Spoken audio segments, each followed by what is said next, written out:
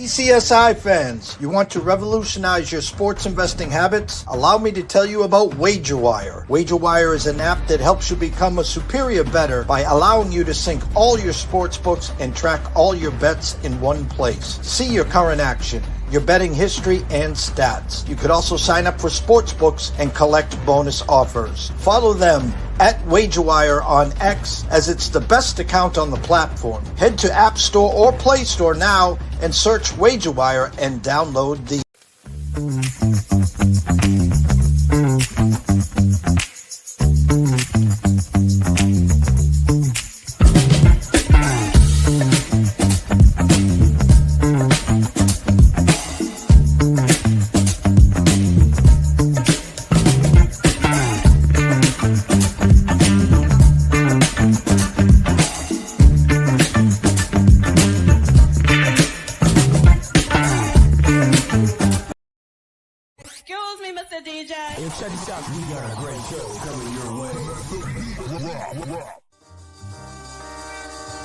From the ECSI Sports Studios, the #1 sports information program in America, the Breakfast Bankroll, with your host, the sports broker, Jeff Dawson.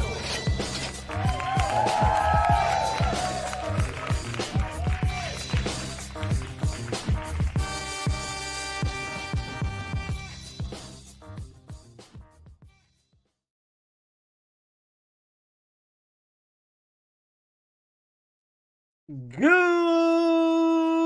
morning, sports fans from all around the globe. I am the co-host, Jeff Dawson, East Coast Sports Investors, and welcome to year number 11. Yes, we are the 1% of the 1% of the 1%. January 1st, 2015, we debuted here with Pop DiBiase and a lot of other people. I want to give him a special thanks. To really pushing the buttons, getting us going in the right direction. And as we're here to start year 11, a lot of different looks, different avenues that we will be providing real soon. I had hoped to launch today, but there's a couple other things that we are fine-tuning back here. So hold on to your seats, buckle up, because it's coming. Trust me on that. I want to give a proud shout out to our sponsors and partnerships, WagerWire. Head on over to Google Play, download the app, it is free. Travis, Guy, Zach, Amber, Holly, Carol Bucks, Matthew, Drew, Alan. The list is endless. Go join their community on X at WagerWire. I promise you 2026 will be off the charts. I promise you that. And of course, AtlantaSteaksandSeafood.com. Been with Terry for a long time. Had a great Christmas Day feast because of him, and my freezer is loaded up for January as well. Head on over to AtlantaSteaksandSeafood.com. He's got it all, and he's got the best customer service as well. And been a few days. Happy New Year. You all survived. NFL playoff set. There is a FCS National Championship game in Nashville today. Montana State. Shout out to my good friend, Mr. Rick Thomas. As the Grizz, Montana State ready to rock and roll. I guess they've taken over Nashville. And Illinois State, who has won every game on the road, they've taken care of the #1 seed. They go to Villanova and win. Here they are out of nowhere. Now 10.5-point underdogs with a 57.5 at the Circa. Actually 10 and 56 at the Circa. I was looking somewhere else. Good morning, Mr. Benson. Good morning, Mr. Stevens. There. Two semifinals, Miami, Florida, Mississippi. Right now, Miami of Florida 3.5 with a 51.5 if Miami wins. 10 days later, Hard Rock Cafe. I was going to say Hard Rock Cafe. I knew I was going to say that. Hard Rock Stadium. They'll be hosting the national championship game, either versus the Oregon Ducks in Indiana, a rematch where Indiana won at Oregon early this year. 4 and 46.5 there. As I said, NFL playoff set. Denver a week off right now. And Seattle a week off right now. Ravens join Lamar joins Patrick Mahomes. Who else? Mr. Burrows, Mr. Goff, as the teams that just wasn't their year. A lot to um, dissect this morning. Cleveland moves on from Stefanski. So Raheem Morris out for Atlanta. Cleveland coach out. There was already a couple others. So I'm hearing 6 to 7 in all NFL openings. That's usually what it is. But enough of me babbling. Let's bring him in, Mr. Scotty Webb. Morning, Scott. How are you today, man? It was a pretty fun weekend. I thought it was pretty good. We haven't been on for a little bit. The college football was decent, and I thought NFL was um, I thought there were obviously games that mattered, and they teams played their starters. Week 18 is a difficult week for handicapping because you got to figure out what to do and what not to do. If you're a guy like me in week 18 and you're a data person, you've got to really curtail and look at what you're doing because there's a reason why Minnesota was favored over Green Bay. For example, and Green Bay played their third string quarterback, and all their other guys didn't play. So the data doesn't matter. So in terms of what they did yardage wise and EPA and all that stuff. So I think it's a difficult week. I had a good week, so I'm happy with that. I was NFL wise. I think let me go back to NFL. That's college. There it is. So I was 4-0 in the week. I played the first game of the week, which was awesome. The game, Seattle's game against San Francisco. I thought that was good. I was on Seattle. The Tampa Bay game. I'm down here in Tampa. Obviously, they won the game, but they didn't cover the spread, which they had lost 7 of their last 8 games going into that. So there's no reason to bet on them. And theoretically, they had to hope for a prayer when Atlanta to lose to New Orleans, so to make it in anyway. So that game, that was one of the games I won, was the Seattle game.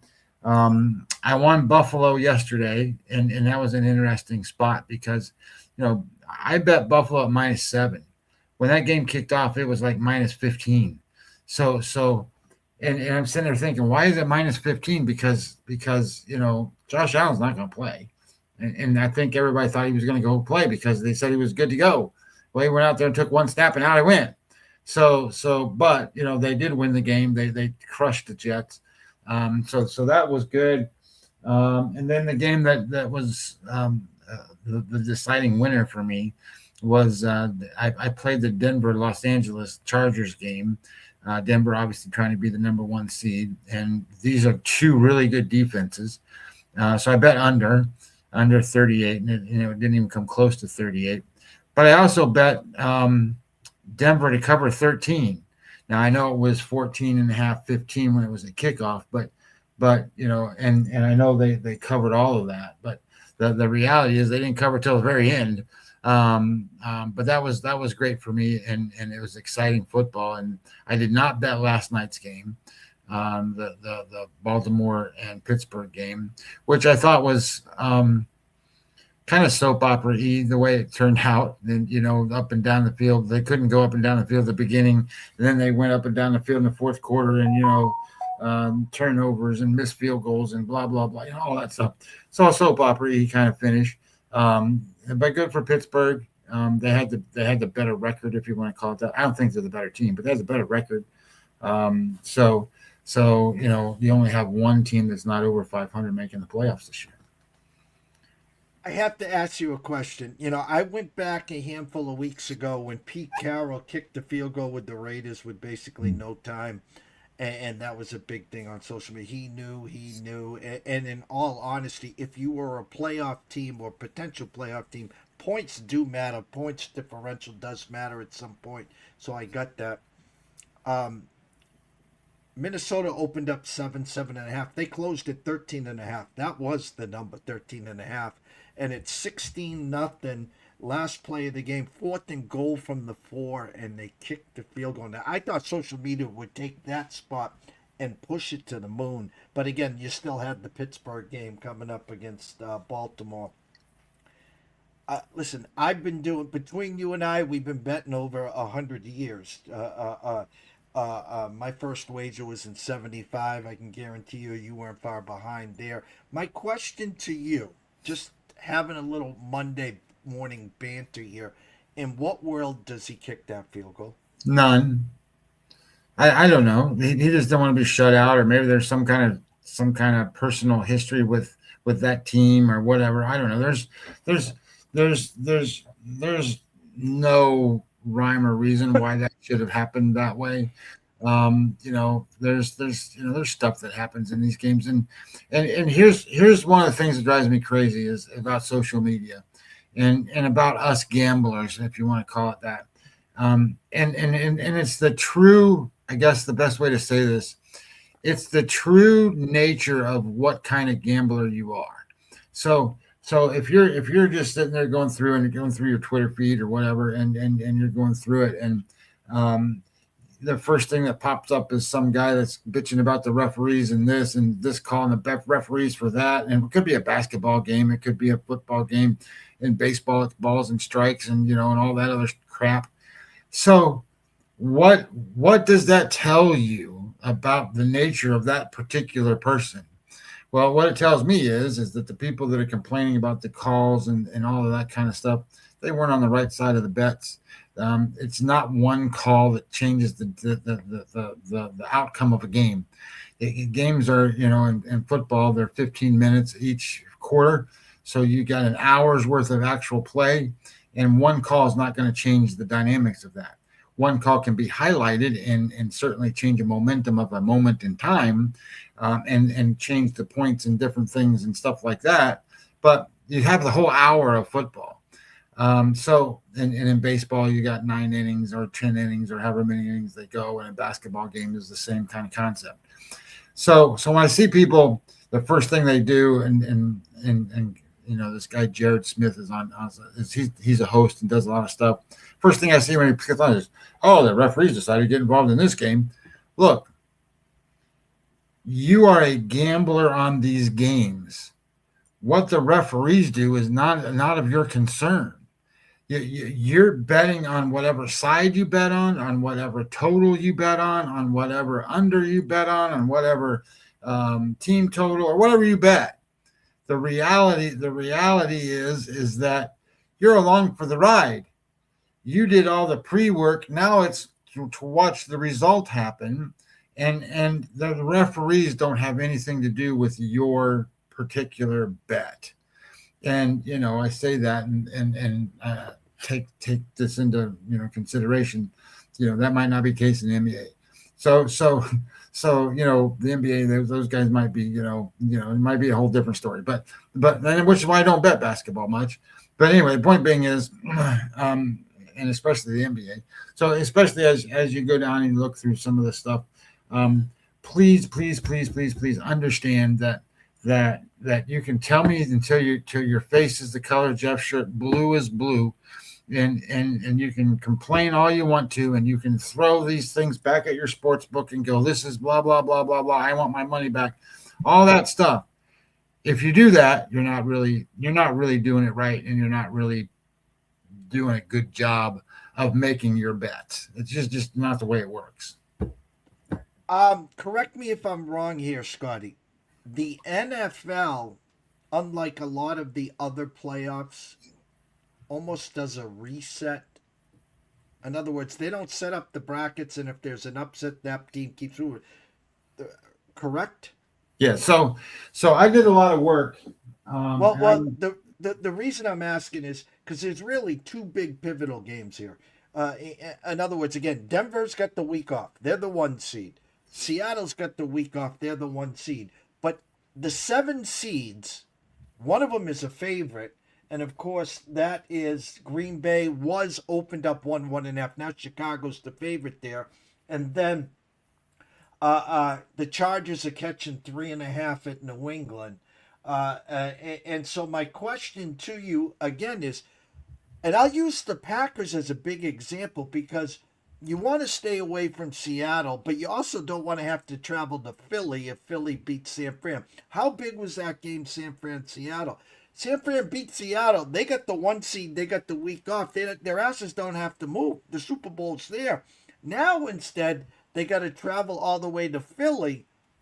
But if the Packers upset the Bears, for instance, they will go to Seattle, and that will set up a Rams 10-point favorite going to Philly. Or if the 49ers win, hosting the 49ers, and the same can be said about the Chargers. If the Chargers upset the Pats, then that gets the Chargers Denver. So it's not just set the brackets up, set it and forget it. Yeah, so if you look at the brackets, and what you don't see is my computer over here is those are images of the brackets. If I click one and pull it up, rather do it that way. What is this? Some kind of video? I don't know. Let's move it out here to where it's there, and then we're going to pause it like that. So now you can see more of it's a bracket. I did a lot of work last night with the NFC, and then just a little bit of work with the AFC this morning. I think the NFC is kind of an amazing bracket because of the variations that can happen. So I'm sitting here going, where I bet at Profit X. I can't bet right now who's going to win the NFC. Now they might have that come up later. It's just not there right now. But when I looked at it on there it is. So Sportsbook FanDuel has the NFC Seahawks plus 185. Okay, well, you're not getting any value for that. So you don't really want to bet plus 185 with the Seahawks. The next one down is the Rams at plus 240, the Eagles plus 430, and then Bears 900, Packers 950, and so on. So I'm doing this homework exercise, if you want to call it that, to sit there and go, who's the best bet to make in terms of value? So think about a couple things here, but I'm going to go through this real quick, so it won't be a super big long thing. But if you go and you say, so what's the possibilities that San Francisco beats the Philadelphia? I don't think it's very much. I said, I think Philadelphia at home in the cold against San Francisco is going to be a good thing for them. I think when you think about the Rams and Carolina, the Rams are going to beat Carolina, right? I mean, we know that. Now, the Carolina beat them before, but I think that's going to be okay. This is just in that thought. So we'll do this one of two ways at the bottom there with Green Bay and the Bears. So because I was thinking about this as going, well, I still think the Rams are really good right now.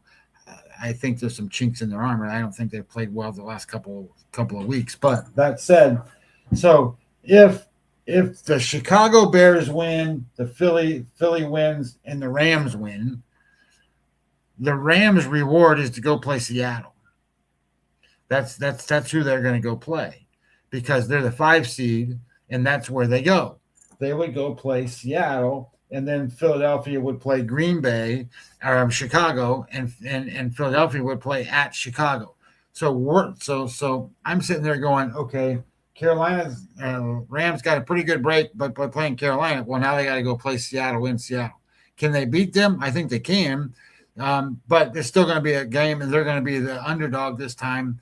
And that kind of stuff. And if they were to win that game, then they would have to go play either Chicago or Philadelphia in Chicago or Philadelphia. So that's 2 road games against good teams. And really it's 3 road games altogether. I don't think there's value in betting the Rams. Do you agree with that? Well, yeah, and I'm going back to the 7 seeds here because, again, Green Bay opened up the favorite. They're the wild card, no pun intended here, in this whole bracket homework assignment. Because, right, so, go ahead. Because if the Packers win round 3 in Chicago, they travel to Seattle. Okay, now that opens up, Philly, Rams, Okay, I get that. If the 49ers win, then the Rams host. So the whole key in the NFC, honestly, when you're trying to figure out the NFC, is nailing what the Packers do in Chicago, in my mind. Okay, so I was looking at it from that regard to say the Rams might be the better bet. So then I decided they're not going to be the better bet because they got to win 3 road games at the best case scenario to a certain degree, thinking that Philadelphia, right? So now I sit there and I look at it and I go, what's Philadelphia's road? We agreed that Philadelphia is probably going to beat San Francisco at home. It's a cold weather game. San Francisco's beat up, right? So Philly wins.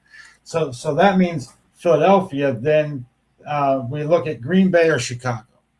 So if we'll just say Chicago wins that game because they're the home team, and Chicago wins, and then Philadelphia would have to go play Chicago in Chicago. Who's the favorite in that game? Philly. It's going to be Philadelphia.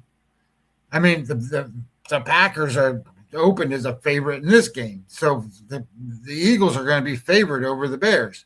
So so I don't think it's out of the world of possibility that even if they had to go play the Bears in Chicago, that they will win that game, right? So theoretically, then they win that game, and then they would go to play whoever wins out of the other part of it. No, see, and I kind of had a feeling this is where this was going. Take it a step further. What you just said is spot on. Now, the coin flip game, if the Rams upset Seattle, Philly's hosting. I know. Well, I haven't got to that part yet. Oh, I that's broke the value. That's the value. I broke all this out so that yes, what ends up happening then is if that's worst case scenario for the Eagles. Worst case. Best case. No, best case is they get the host games. So worst case is what I'm talking about now is that they got to go on the road after game 1. Where they would have to go play, that they would have to go to the Bears. That's there's no question they would have to do that. So because they're the number 3 seed and the Bears are the number 2 seed. So if Seattle were to lose to say the Rams and the Rams get the 5 seed and the Eagles are the 3 seed and Chicago's still in, then Chicago's the highest rated seed, and they're going to be the home team. So as things kind of play out, as things kind of play out and where they kind of go, the way I saw it and the way I see the NFC is to be your best bet because of potential positive things that can happen. And the strength of the team is the Philadelphia Eagles at plus 400, at 440 or whatever it is. There's no question that's the best NFC bet you can make to win the NFC in terms of value, because if you really look at the probabilities, and I did the math last night with the AI, I did the math. The true is they've only got an 11 to 15% chance to win based on where they're seated. But if they then factor in some of the other stuff and some of the other stuff that can happen, that actually grows to almost 20%. Well, you're at 440 value-wise is kind of hitting in that neighborhood of that's EV positive, pretty close.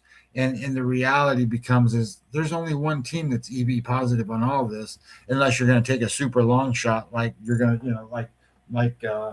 you're going to take Carolina or something. The reality becomes none of the other teams have that kind of value in the NFC. If you ask the Eagles right now, beat the 49ers, go to Chicago, beat them, and host the Rams a la last year for the NFC Championship, they signed up today. They'd sign up today. But I see what you're saying, because you can get it where they're hosting round 2 and then travel to Seattle for round 3. But if you told them host the Niners, go to Chicago, and host the Rams. That's the versus home, go to Seattle. I think they take the first opportunity versus the second. Yeah, but if you look at it from what you said, so let's say the Rams beat Seattle, right? And because that's what we're talking about, the Rams beat Seattle, Philadelphia wins. The only way that Philadelphia is in a spot where they they would get so Philadelphia wins, and are we saying that the Bears win? Is that what we're saying? So if the Bears win, the lowest remaining seed is the Rams. The Bears get the Rams. Does that make sense?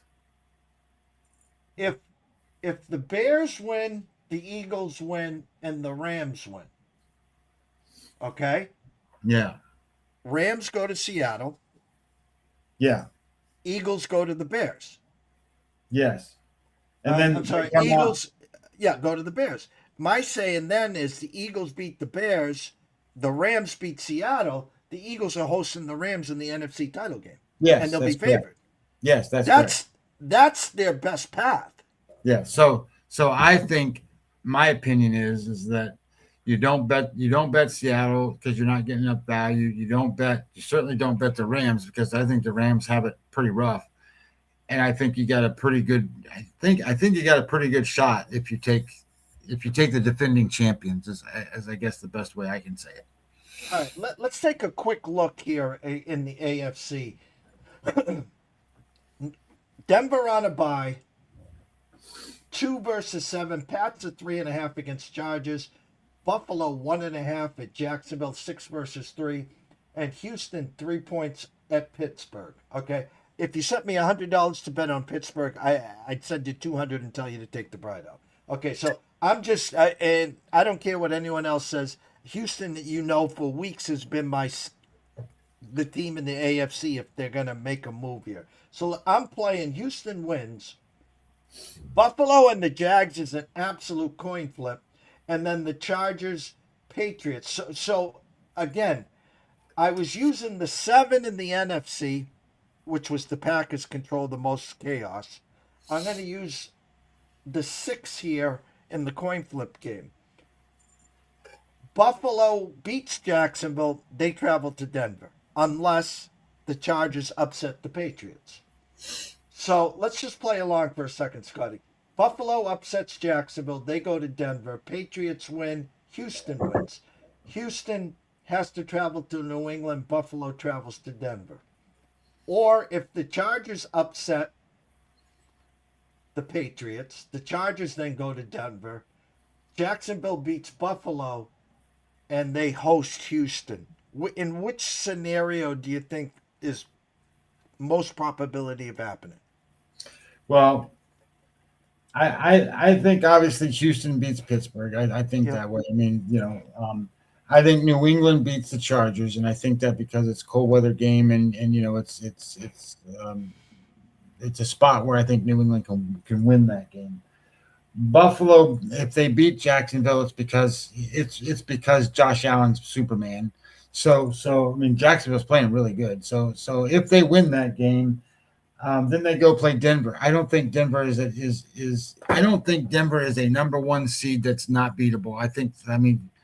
They don't score a lot of points. They play good defense, and I get it. It's in Denver and all that stuff, but the reality becomes, I think this is a spot where Buffalo, they don't want to go play at Denver, but at the same time, I don't think that they're going to sit there and go, well, we can't beat that team. I think they could. So then you would run into Houston and New England, right?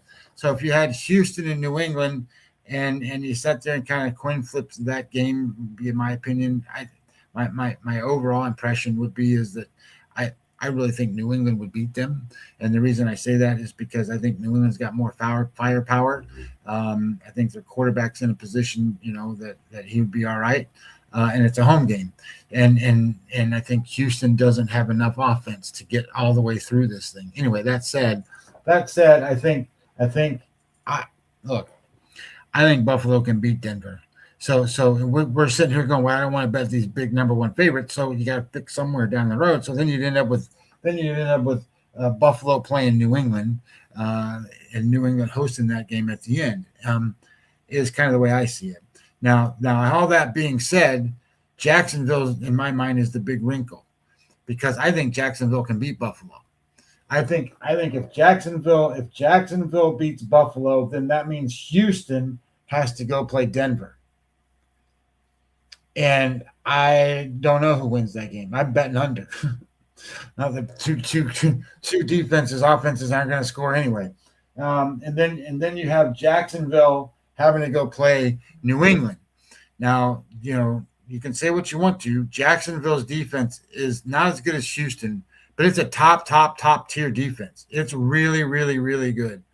So I don't think people realize how good it is. So I think that puts a wrinkle into kind of, does New England beat Jacksonville? Well, I think they can, but I think it's a tougher opponent than beating Houston. And the reason I say that is because, they're both good defenses, but Jacksonville has an offense that can put up points too. Do people really realize that over the last, I think it's 5 or 6 games, whatever it is, something like that, that Jacksonville has outscored their opponents by winning margin by 19 points a game? 19 in the last 5 or 6 games. They're on a big win streak, just like Houston is. They're winning a lot of these football games. So they're really, really good. And I know, New England's won a lot of games in a row. So I think then that becomes coin flip after coin flip games to the end where you sit there and you go, okay, well, if Jacksonville wins, they got to play New England. Houston then has to go play Denver. I think both of those are coin flip games. And then you have to come out to the end and you kind of look at it and go, well, I don't know. So who's the team? Well, odds wise, Denver's plus 230, Patriots are plus 420, Texans are plus 470, Buffalo's plus 500, Jacksonville's plus 600. So, you're sitting there going, there's not a whole lot of difference between the Texans at 470, Buffalo at 500, and Jacksonville at 600. Whereas I thought on the other side, it was pretty cut and dried that, you wanted to bet Philadelphia. Here, I don't know exactly how to word it yet or how to play it yet because I think if you did it, the Broncos at plus 230 are sitting pretty good because you sit there and you go, well, if they got to play the Bills, that's the lowest seed. They should probably win that game. But I sit there and go, well, that's Josh Allen. They might not. And then okay, well, they play Houston. Well, shit, they can lose that game because you got to score points. And hell, they couldn't score points and against the Chargers yesterday, and the Chargers were playing their backup quarterback Trey Lance the whole game. And the reality becomes if they would have played, Herbert, who could maybe move the ball on them a little bit, that was a whole different outcome and a whole different point spread game and a whole different scenario. So, I think Denver's the most beatable number 1 seed only because they play good defense, not good offense. But, playing at Mile High I guess they don't call it that anymore. But playing in that stadium, gives them an edge that maybe that other teams don't have. So I think it's Buffalo Jacksonville is the Buffalo Jacksonville are the ones that I think could come out and actually do something in the AFC. Well, the number that's been sticking out to me like a sore thumb there, and again, they won't have any home games, is the Texans. I expect them to beat Pittsburgh, and whether they travel to Denver or if they travel to New England, everyone's like in Seattle, everyone's afraid of Darnold. I think everyone's afraid of Stroud. If Stroud wins the turnover battle with that defense, they can win anywhere. They're not afraid of Denver. They're not afraid of New England. So at plus 470, it's not the sexy play. I mean, here Denver is a week off and hosting and will be favored 1 win away from hosting the title game, just like Seattle. But I think the road in the AFC, the fly in the ointment is Superman and Buffalo. Their defense sucks. roll the ball out in Jacksonville, first one to 40 wins. That could be that type of shootout game. Jacksonville, I just don't know what to do with. I'm being honest with you. Playing phenomenal. Shout out to Cohen. Shout out to Goldilocks there, Trevor Lawrence. They're playing amazing football on both sides. As you said, their defense is playing phenomenal, but yet they're underdogs. Why? Because of Superman. Wouldn't be shocked if they find a way to win 39-38. Would not. And then they go to Denver, Denver licking their chops, and Denver beats them 23-16. So then Denver's hosting who? And if it's the Texans, good luck. That's all I'm saying. Now, listen, I can get egg on my face. I've been touting the Texans now for a while. I can get egg on my face. And the fact of the matter is that Pittsburgh's playing on Monday night again, and they've won, 19-24 in a row on Monday nights. So I could get egg on my face. But I'm telling the world right now at 11 o'clock, January 5th, Pittsburgh's not beating the Texans. So I found it kind of, I don't want to say amazing. That's the wrong word. I found it kind of nice, I guess, that, a lot of times when I do these things, I pull other computer models and I want to see what, stuff comes up. And a lot of times they're not ready to go on a Monday morning. Well, Jeff Sagan's ready. So Rams, he's got Rams 29-16 over Carolina. That kind of makes a little bit of sense. It's a 10-point spread. It's 13 points. Makes kind of sense. Obviously I haven't done the game, but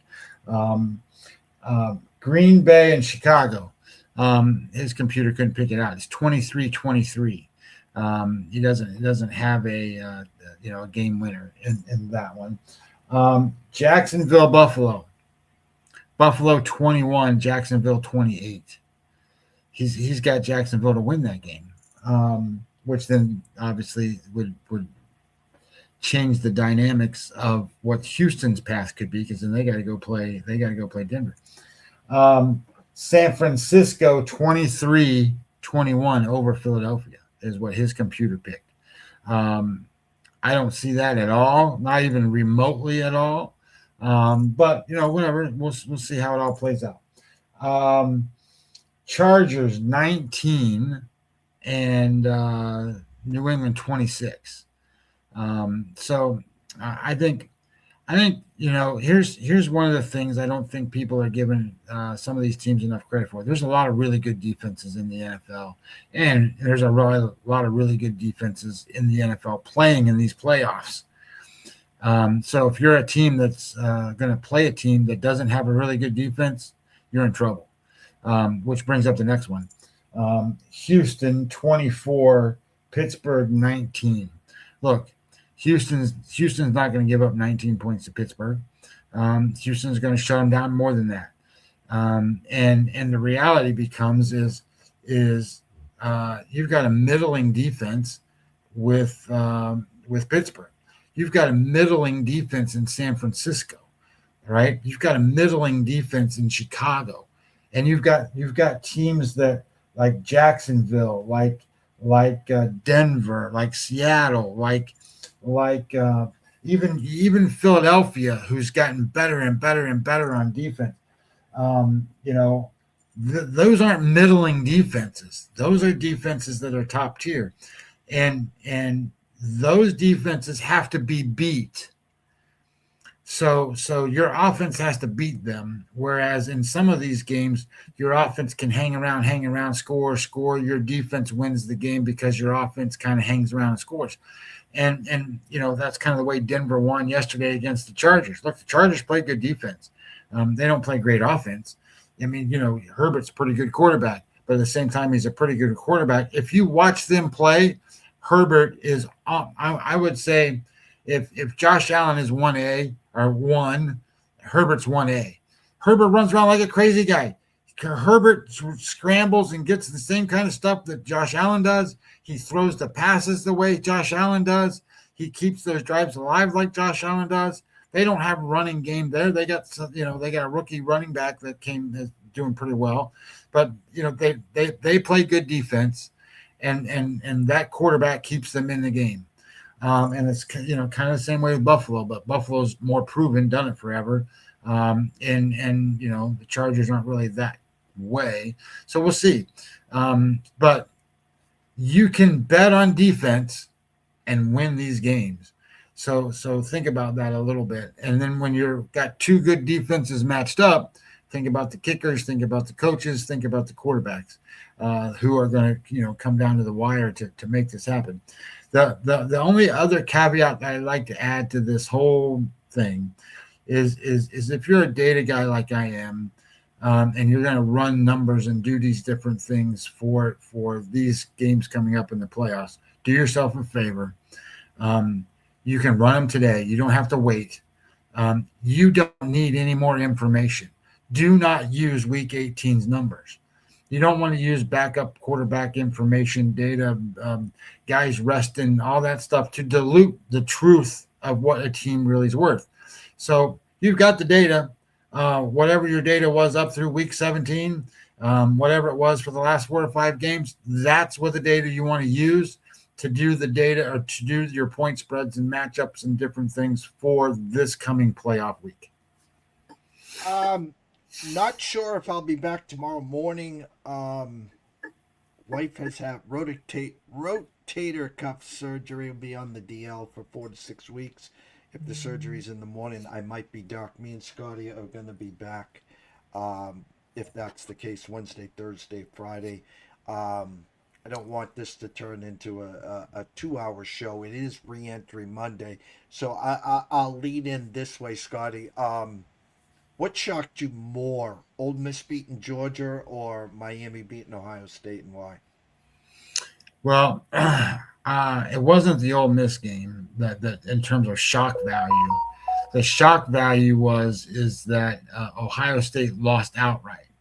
I didn't know if they were going to cover the spread. I bet that game under, but I also bet them on the money line, which is minus 300 or whatever. And I bet it, and the thought process was that Miami wouldn't score much because Ohio State's defense rated number 2, number 1, and all that stuff. Well, what shocked me was I watched Miami and I bet Miami against Texas A&M because I wasn't great with Texas A&M. So turns out Miami's offensive line was able to hold up against the defensive line and actually do very well against Ohio State's defensive line. And if you switch that vice versa, the Ohio State's offensive line at a lot of times were mismatched against Miami's defensive line, and that I didn't think was going to happen. So when you talk about a shock value, to me, that was it. It was Ohio State lost the battle of the trenches, and if you lose the battle of the trenches in these kind of games, unless you got Josh Allen running around a quarterback, you're going to struggle. And Ohio State did. They struggled. I didn't think Miami dominated the play per se, but they were the better team. But Miami beat Ohio State. It wasn't like Ohio State went out there and made mistakes, which they probably did. But I mean, they got beat. They got beat up. So as that then transitions into what you look at for the next coming weeks and kind of okay, what's that look like against Mississippi? It's one of these spots where you sit there and go, well, Mississippi played a game where I thought they kind of hung around. Georgia picked up that fumble and ran it in. Otherwise, it was a 2-point game going into halftime. I thought Georgia, and I wasn't, and to be honest, I can't believe I'm saying this. I thought Georgia got outcoached by a coach that's not even, that's like a second game there. You know what I mean? Like they're going for it and doing stuff, and the momentum wasn't on their side. I thought the quarterback play for Mississippi was phenomenally good. I thought the offensive line held up. I thought their defense, which was surprising to me. I knew Georgia had struggled running the football, but they held up against Georgia's team. And I don't think that's going to look the same going into this other game. Now, I haven't done the numbers, but just in thought, I think I think Miami is going to be a better offense and defensive line than they ran into in Georgia. And at the same time as that, you're going to have a more experienced quarterback. You're going to have wide receivers that are better than the kids at Georgia. So it's going to be a tougher matchup for Mississippi to do a whole lot with. But again, that quarterback's doing amazing things for Mississippi, and as long as he doesn't turn the ball over, they might stay in this game. So interesting. I thought in terms of how that turned out. Not trying to tie up the airways, but I thought it was not surprising that they beat Georgia. Georgia at the beginning of the year couldn't stop anybody, and they had to outscore them. But I didn't really think their offense was the greatest in the world because they're having struggles with certain things. But I thought they got away from game planning. Really, I thought they could run the ball against Mississippi, and they started to a little bit, but then they kind of got away with it. I didn't think they did a good job protecting the quarterback. I thought Stockton was sort of all over the place. I didn't think he was too precise. I didn't think that the pass routes were really good for them. That was another thing. I thought Ohio State in their game could have done a little better on. They threw a lot of shit outside. Excuse my man. A lot of stuff on outside passes. They didn't do. If you can't protect the quarterback, because what was there, 6 or 7 sacks against them? If you can't protect the quarterback, you got to do short, slant in passes, little hooks, little things on the. And I didn't see a lot of that from Ohio State. So adjustments weren't made. I thought Mississippi made adjustments because they dominated the second half of that football game. Chambliss, the X factor, obviously going to have to keep him in the pocket. Man, what a game he had there. Ducks, Indiana, round 2. Indiana just, before kickoff, he gives the wink over to McAfee. Coach Cignetti absolutely dominated Alabama. The Ducks defense dominated Tech. Their line 4. What do I see? I see a very confident Hoosiers team. I see a Coach Cignetti that just reminds me, and I hate to even say this out loud here, reminds me of Bill Belichick, meaning the team is just so prepared. Details. This team is on a mission. Yeah, we're holding Ducks championship futures here. And am I nervous? I'm not nervous. I'm now nervous. They're going to need an out-of-body experience from Moore offensively. To me, this will not be the shootout at the OK Corral. If it is, I don't know. I think the Ducks are in trouble. I think this Hoosier team, once they taste blood, Cignetti just keeps stepping on you and stepping on you. This is aligning currently, to an Indiana-Miami home game. And Miami's got that swagger back. It's got that old school Ed Reed, Warren Sapp, Bernie Kosar. Look to them, and I'm like, oh, here we come. So I'm comfortable today saying I think Miami wins that game. I'm rooting for the Ducks. What's on Monday morning, Ducks Hoosiers matchup in Scotty's eye? Well, Oregon, how many games they lost? Just once, right? The game they lost was Indiana. It was a home game. Mm-hmm. Early in the year. It was a home game for Indiana. 30-20 was the score. The thing about Oregon, I'm looking at numbers right now for Oregon. If I go click this real quick, Oregon, where is the? Come on. So if I look at this from a different level here, and I look at the scores for Oregon, Oregon, they gave up nothing to Texas Tech, which we saw.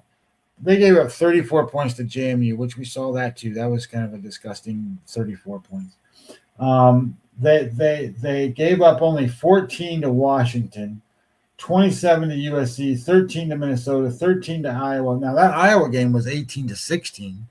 So here's what I don't think people understand about Oregon. How many really good defenses have they played? Well, Iowa's a really good defense. You can say what they want to about their offense, but they're a really good defense. They only scored 18 points in that game. They played Indiana, who's a really good defense. They scored 20. Penn State, at the time that they played them, was a really good defense, and they scored 30 there. I don't remember if that game went into overtime, and I was something weird like that. It was close to that, but so I think there's a struggle for Oregon when they play a really good defense, and the reason I say that is for everybody that likes Dante Moore, he's a very inconsistent quarterback. He's a big play machine, but what do good defenses do? They shut down big plays. So if you're not going to make big plays and you're going to be a consistent offense, I think that feeds into what Indiana does. And I think that's why Indiana went up there and beat them in Oregon. So yeah, it's hard to beat the same team twice and all that stuff. The motivations are different and the adjustments teams make are different and all that stuff. But the one thing you can say about Indiana that I think you can't say about Oregon is, and kind of like what you just said a minute ago, I think Indiana is consistent at what they do. They do the same things. They run the ball. They can throw the ball. They don't rely on the big play, even though they can get big plays. They go make first downs. And you know what else they do? They keep you from making first downs. So I think that creates a problem in a sense that I don't know if Oregon is equipped to overcome. It's one of those deals where you got to go and say, well, my offensive line has to meet up with your offensive line and we got to win. Well, I don't know if they can do that in these games. So yeah, I think I think I like Indiana. Does that mean Oregon can't have big plays and win the game? Sure, not. I mean, if Mendoza has a game where he goes out there and throws a couple interceptions or whatever, that changes the whole dynamics of the game. But I think Indiana is more apt to get the interceptions than Oregon. And what we do know today is that Mr. Mendoza, you better be ready to live in Las Vegas because that's where you're heading, sir. There as the Raiders are on the clock. Last but not least, MLB. My Moles, take it for what you want. Bregman is coming back to Boston unless someone comes in over the top. Bregman will be back in Boston. When? I don't know. I hope it's not the February 1st or whatever. Sounds like the Yankees are going to end up bringing Cody Bellinger back, which is surprising to me. That leaves Kyle Tucker, and then, of course, the pitchers that are still out there, Suarez and a few others. Thoughts on the MLB? Thoughts on the Toronto train? Let's just bring this Japanese guy over. We'll give him a shot. Yeah, I wasn't thinking of that. The Kazumo Akamoto. No, I was not thinking that he would end up as a Blue Jay.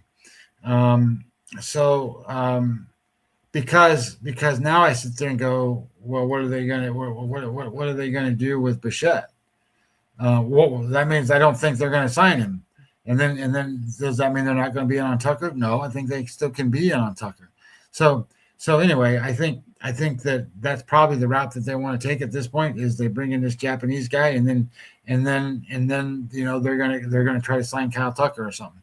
So in my opinion, they need Kyle Tucker. So that I get it. Everybody's going to tell me, Scott, the Toronto Blue Jays are the greatest team ever. Look, they're not.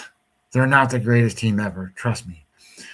So, and we'll break all that stuff down a little bit later. I don't need to do it now, but so in terms of shock value, I don't think it knocked me off my chair that they signed him, but I think that was a pretty surprising move in my world. Now, in terms of the Bregman stuff, look, to be honest, I think he fits Boston better than he fits anywhere else. I shouldn't say anywhere else. I think he fits there super, super well. He's been there already. I don't think there's a lot of teams bidding for him. It's like I think I don't mean it in the sense that he's not valuable and people don't want him. I just think that the Cubs and the Tigers have been tied to him, as well as the Red Sox. But I think everybody kind of goes, yeah, the Red Sox, if they want him, they're going to get him. And then that would mean, okay, the Cubs or the Tigers have to go and say, well, we want him more. We're just going to pay him. So I don't know if that's going to happen. I doubt that's going to happen. And the same thing's going on with Bellinger. Yes, there's teams that say, yeah, we want to get Bellinger and blah, blah, blah. The Yankees want him. That the Yankees are like, yeah, we want him back. So all they got to do is go, here's the money, and he's going to come. Nobody's going to go out there and go, we got to have Bellinger. So, so I think those things happen that way. But when it comes to when it comes to, where is it? Come on. Free agent tracker. We still have, Cody Bellinger, Ranger Suarez, Framber Valdez, Bo Bichette, Eugenio Suarez, Bregman, Harrison Bader, Chris Bassett, Nick Martinez, Julio, JT Realmuto. You got plenty of guys you can go get if you want them. So I sit here and I think, there's guys that can still stir the stick out there. I think Framber Valdez being on anybody's team matters. And to be honest, I think the Astros signing Imai from Japan, that tells me they're not going to get Framber, and that tells me that they're going to be all in on this guy. So Framber is going to become somebody else. So who does he become, and how does he help that team, and what does that look like for those teams? The team that I think is surprising to me, that hasn't done a whole lot, is the San Francisco Giants. I really thought the San Francisco Giants were going to play some this year and get involved in some of this stuff and do some things. They haven't done shit. The Giants have done basically not a whole lot when it comes to where's if I go to off-season tracker and I go to Giants. The Giants, well, that's kind of good. They signed Tyler Mahle. Oh, that's not a bad thing. That's a good thing. But they don't have, and they signed Adrian Hauser, which is pretty good. But where's the offense to go with Devers? They need a big bat to go with Devers. So I thought they might be in on some of these guys and do different things, like especially some of these Japanese players that they thought maybe they would do well with.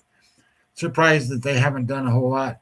Obviously, I think anybody can sit here and go, well, the Yankees haven't done molies.